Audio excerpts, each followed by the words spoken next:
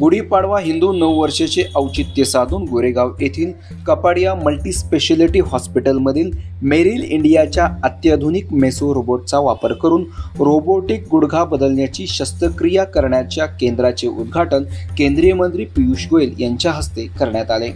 मानवी बुद्धीला पर्याय नाही, पण त्याचबरोबर येत्या काळात कृत्रिम बुद्धिमत्तेचाही लाभ घेत वैद्यकीय क्षेत्रासह सर्वच क्षेत्रात प्रगती साधली गेली पाहिजे, अशी अपेक्षा केंद्रीय वाणिज्य आणि उद्योग मंत्री पियुष गोयल यांनी या उद्घाटन प्रसंगी व्यक्त केली।